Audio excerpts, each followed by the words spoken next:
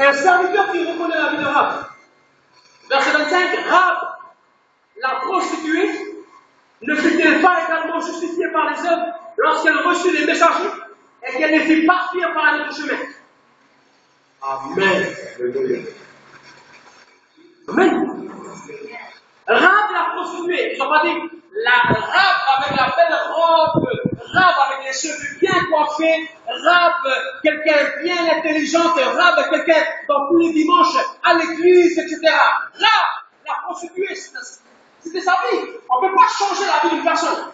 Tu ne peux pas dire que Rahab c'était une personne qui était comme ceci, si la Bible dit qu'elle était une prostituée. Mais je remercie le Seigneur que Jacques, un serviteur de Jésus, lui-même s'est levé dans son livre, dans son message, va dire que Rahab, elle a été justifiée par ses œuvres.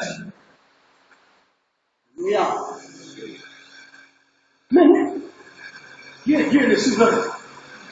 Nous, on peut regarder une personne avec nos yeux, comme dira la Bible. L'homme s'arrête à ses propres yeux, mais Dieu, lui, le regarde au cœur. Il y a peut-être un frère ou ta soeur qui n'est pas avec toi dans ta même communauté, mais s'il sert le Seigneur sincèrement, en marchant avec la parole de Dieu, lui aussi, elle aussi a son salut. Amen. Amen. Je ne suis pas en train de contrarier certaines personnes, je ne suis pas là pour ça. Je suis là pour partager la parole de Dieu. Amen. Rahab la prostituée, justifiée. C'était pas Rahab la chrétienne, c'était pas Rahab la juive, c'était Rahab la prostituée. Rahab qui vivait sa vie, elle a été justifiée par ses œuvres. Quand vous souffrez aussi, c'est bien quand c'est la Bible elle-même qui vous parle. Hein? Amen. C'est le message qui nous intéresse, ce n'est pas le messager. Donc on va lire aussi dans l'Hébreu. Comme ça, quand vous allez arriver à la maison, en fait, c'est la Bible qui nous a parlé. Hébreu, chapitre 11. Ben, vous aimez la parole de Dieu. On va aimer ce que l'on pense. Hébreu 11, le verset 30. La Bible va dire, c'est par la foi que les murailles de Jéricho tombèrent. Après qu'on en eut fait le tour pendant 7 jours, c'est par la foi que Rahab, vous dites Rahab là, hein, plus fort. Prostituée. Nous on est bien, nous on est dans l'église, tous les dimanches, etc. C'est par la foi que les murailles de Jéricho tombèrent. Après qu'on en eut fait le tour pendant 7 jours, c'est par la foi que Rahab, la prostituée, ne périt pas avec les rebelles, parce qu'elle avait reçu les espions avec bienveillance. Amen. Les Juifs, on n'est pas d'accord. On n'est pas d'accord que Dieu va accepter une prostituée. Mais tous les serviteurs, même l'auteur, pour tout le monde hébreu, c'est pas sûr qui a écrit le livre.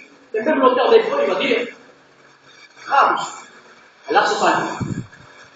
Même Jacques, quelqu'un qui a marché avec Jésus, Jacques qui faisait partie de la famille de Jésus, lui-même, il va dire dans sa bouche, Rahab, elle est sauvée.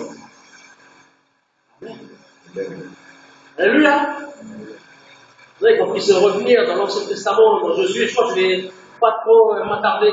C'est juste une pensée ce matin pour nous encourager à persister dans la marche. Josué. Merci Seigneur.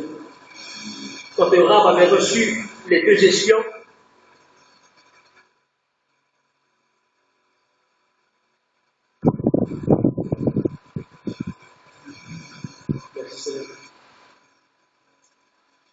verset 8, chapitre 2 de Josué. Vous voyez, l'Ancien Testament ne peut pas, comment on va dire, l'Ancien Testament ne peut pas contrer le Nouveau Testament, ni le Nouveau Testament contrer l'Ancien Testament. Jésus va dire un jour que je ne suis pas venu pour abolir la loi, mais je suis venu l'accomplir. Ça veut dire qu'on ne peut pas déchirer la Bible en deux et dire que je garde le Nouveau Testament et je cherche l'Ancien Testament. Non, Jésus est là pour accomplir. On va lire ensemble dans le verset 8 du chapitre 2 de Josué. La Bible va dire, avant que les espions se couchassent. Il y a des personnes qui me regardent. Si jamais vous n'avez pas emmené vos Bibles, essayez d'amener la parole de Dieu le dimanche prochain. Amenez la Bible avec vous.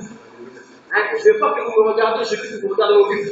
Josué chapitre 2, le verset 8. Avant que les espions se couchassent, avant que les espions que Rahab a reçus, avant que les espions se couchassent, Rahab monta vers eux sur le toit et leur dit, l'Éternel, je le sais, vous nous a donné ce pays. La terreur que vous inspirez nous a saisis et tous les habitants du pays tremblent devant vous.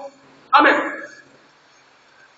Car nous avons appris comment, à votre sortie d'Égypte, l'Éternel a mis à sec devant vous les eaux de la mer Rouge et comment vous avez traité les deux rois des Amoréens au-delà du Jourdain, Sion et Og, que vous avez dévoués par interdit. Nous l'avons appris, nous avons perdu courage et tous nos esprits sont abattus en notre aspect, car